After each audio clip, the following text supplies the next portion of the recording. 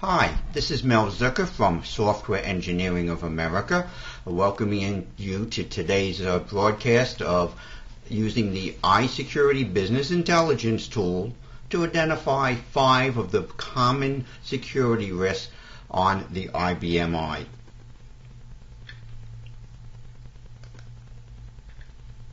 So Software Engineering of America has been providing quality software since 1982.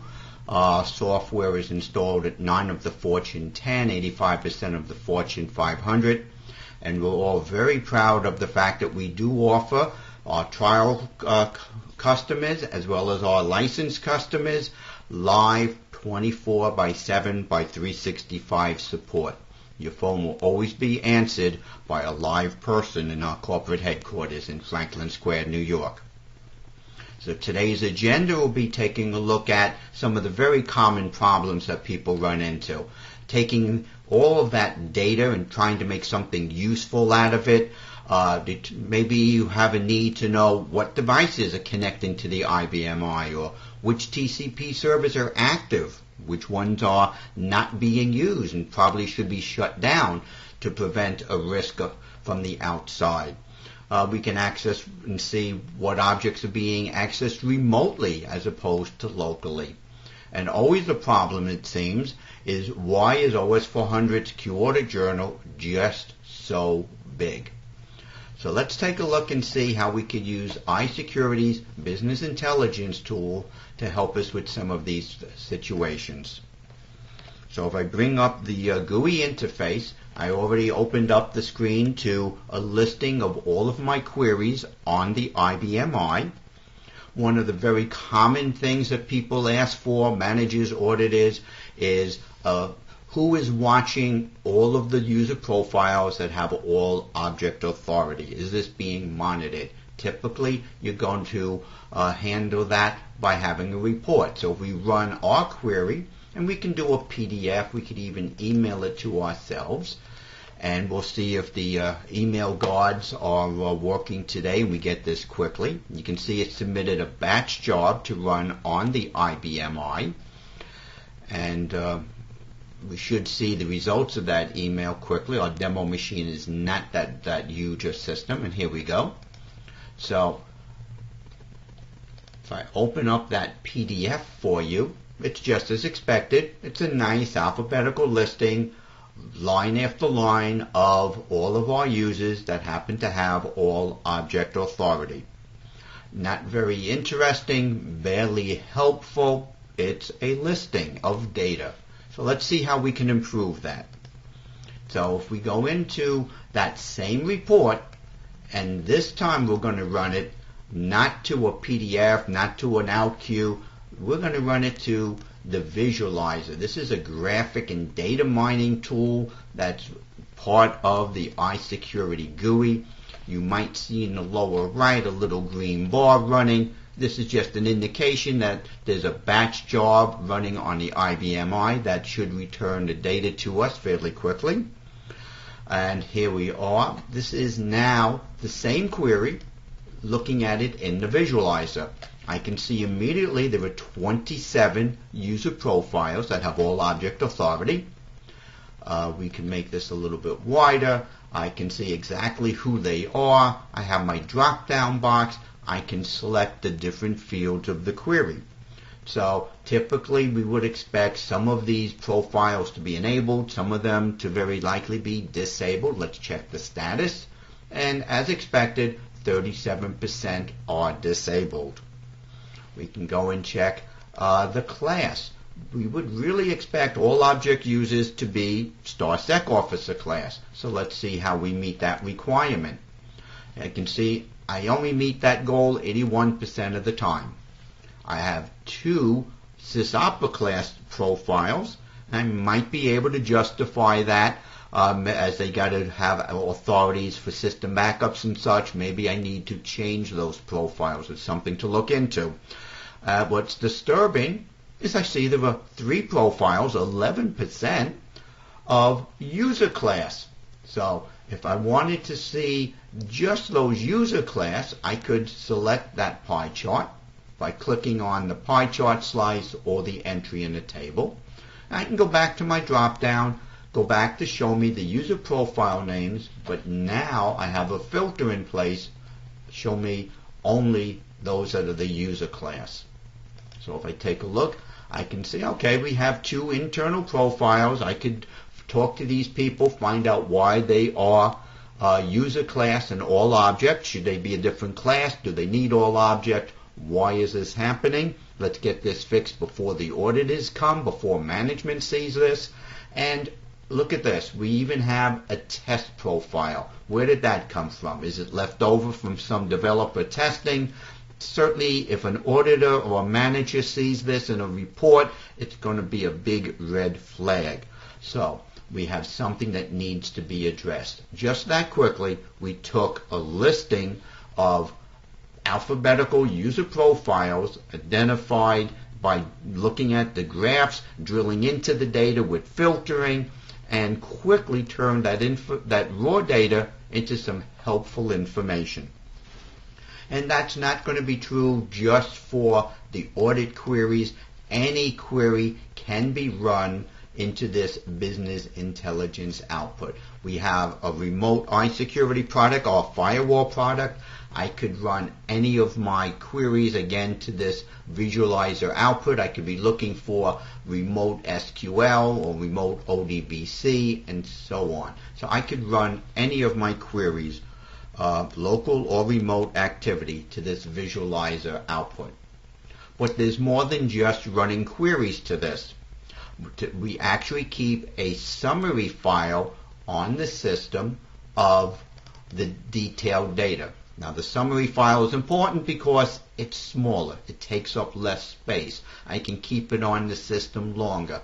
So here I arbitrarily picked July 1st let's make it through today. And we'll be able to look at the data that's been happening. Now, we're looking at a summary of the information graphically, and we can do that filtering and that data mining over it. So I can now see the remote activity by day, the number of entries per day.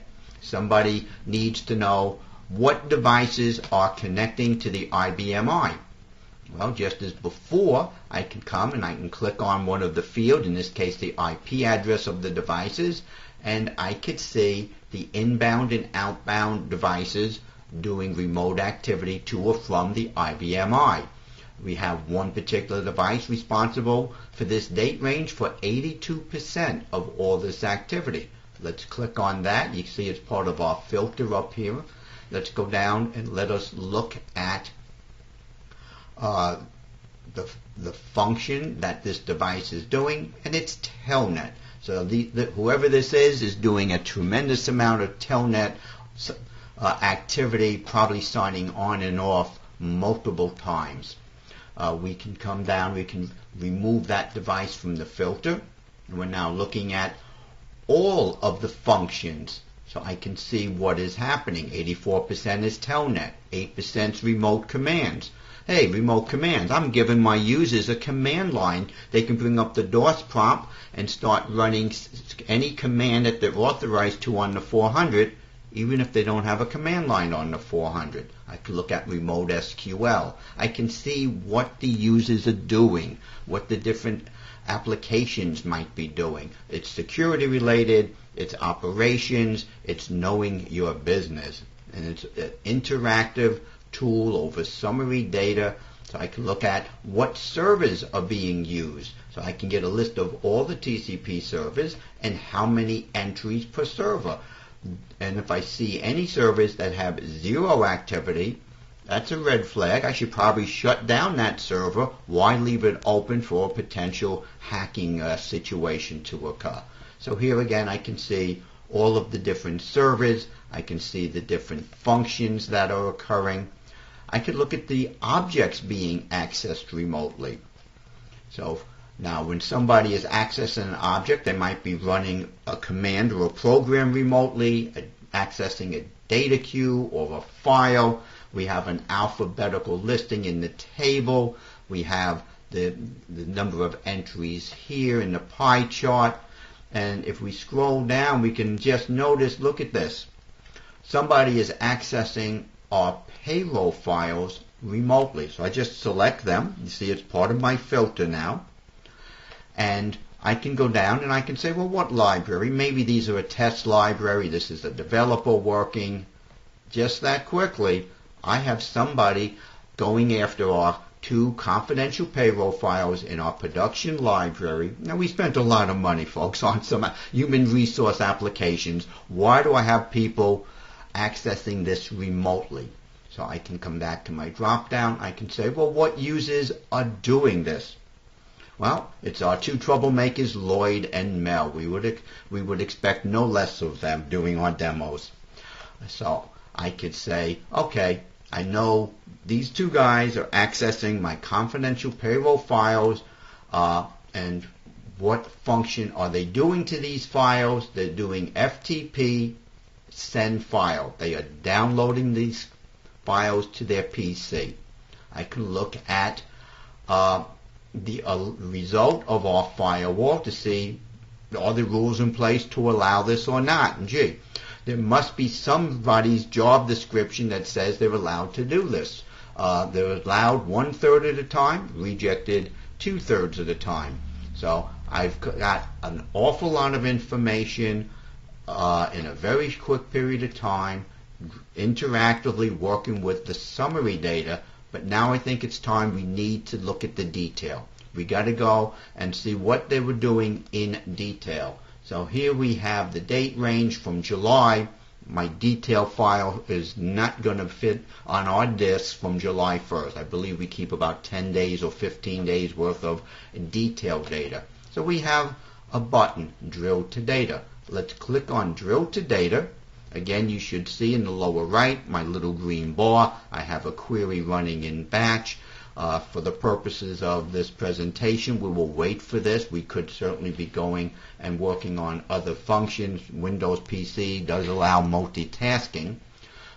So here is the results of that. Here is now the detail from the firewall log. I could double click on any of these rows, make that a little bigger for you folks. We can see the date and the time. It was rejected, or actually it would have been rejected, but we are in FYI mode or learning mode, which means we are just logging the activity. We are not truly enforcing those reject rules. I can see the user, I can see this the server, and the detail comes down and tells me denied for M. Zucker to the payroll 1 file from this device. By the way, here's his job. If you are in the process of configuring the firewall, we'll even tell you exactly which rule was used in this case to reject this activity. So I can just scroll down and look at all of these entries, and here I can see Lloyd was allowed the payroll 1 file in this job. So I can look at the summary and quickly drill to the detail. So the same type of summary information is available in our audit detail file. This will be the local activity happening on your IBM I. So we'll be able to see the number of entries per day. We'll be able to see what's the most popular program on your system. You may be surprised. What programs are the most popular one? It may or may not have to do with security, but I can see I have some TCP servers, and I have some ABS message, and some firewall products, and here is a listing showing me the number of entries logged. We can even sort that by quantity for you. So I could see the number of entries logged for each of these programs. I could again take a look at the entry types. We're going to be very interested in knowing what are the users and the applications doing. 22% of the time, invalid passwords. We all know that probably all occurred on Mondays of each week, right? 12% objects changed, 5% objects deleted, 5% objects created. I could see the summary of what's happening. Maybe I'm doing some forensics. Something was deleted. I can click on the delete. I can come back to the user who has been doing the deletes, and I could see who has been doing the deletes. It was in this date range. I can come again. I could drill to the data and look at the detail, but I could also use this very same information when looking at all of these different audit types to determine, is the data I'm keeping in my log files really important to security and compliance requirements. Very often we're finding it that our customers would have sockets or inter-process communication entries in the audit log, and truly, folks, there is not many auditors out there, if any, that are interested in that level of detail. They're probably not even programmers that want to know about a TCP socket. So we could save a lot of space.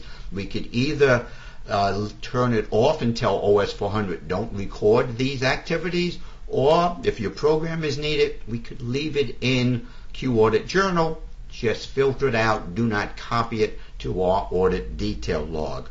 I can identify the users, not just the objects, the users. Chances are you're going to have some sort of HA or DR software running, constantly copying your changes to remote systems. You'll be able to identify that. Your auditors are very rarely going to be interested in auditing a batch program responsible for your HA applications. So again, we could restrict what we have. So I think we've covered a lot of material. I've talked a lot today. I might have actually gone over that my 15 minutes promise. I think I'm up to like 16 minutes because I'm very talkative today, probably too much coffee. So if we were to take a look at our slide presentation now and see where we left off, we can say thank you for coming. We hope you've seen some very helpful benefits of iSecurity and the GUI that can help you in securing your IBM I.